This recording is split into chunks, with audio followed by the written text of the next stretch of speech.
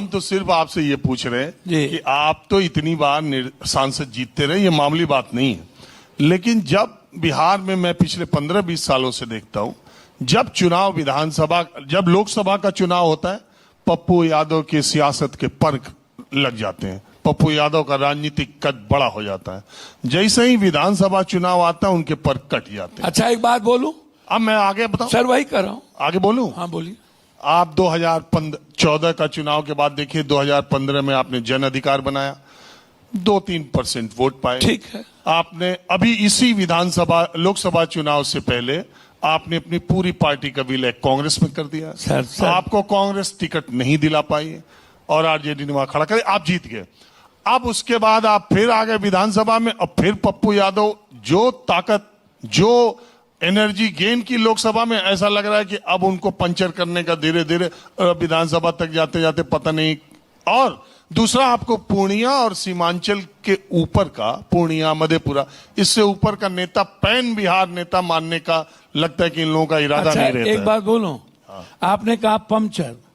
हम जब पटना में बाढ़ आया था तो कुछ भी नहीं थे। पूरी 11 दिन हम पटना को, सब सोए हुए थे, अकेला पप्पू यादव सड़क पे था। और 11 दिन पटना को अपनी माँ और परिवार समझ करके एक एक घर हमने सेवा की, बेटा की तरह, किसी को भूखे नहीं रहने दिया। उसके बाद सर, कोरोना में हम एमपी एमएलए नहीं थे सर। अरे वो तो मैं सर सुनिए ना सर, 1 मिनट सुन लीजिए, 1 मिनट। आपने पूछा तो 9 महीना हम सड़कों पर रहे, 9 महीना बहुत प्रॉब्लम आया हमको। नीतीश कुमार जी ने 3 मंत्री के कहने पर बिना केस के 6 महीना जेल में रख दिए सर। हम एक एक जगह रेमडेसिविर भेजे, एक एक लोगों को ऑक्सीजन भेजे।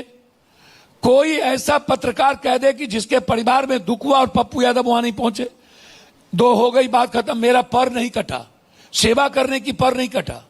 अब आइए, एमपी होते हैं, एमएलए होते हैं सर। एक बात आप हमको बताइए, अब्राहम लिंकन कितने बार में सक्सेस किए? या जो लोग आए जाति के गठबंधन में, हम अकेले थे, हम अकेला चुनाव लड़े, हमको 3% वोट आया। हमको बिहार की जनता ने वोट नहीं दी, हम एक्सेप्ट कर लिए।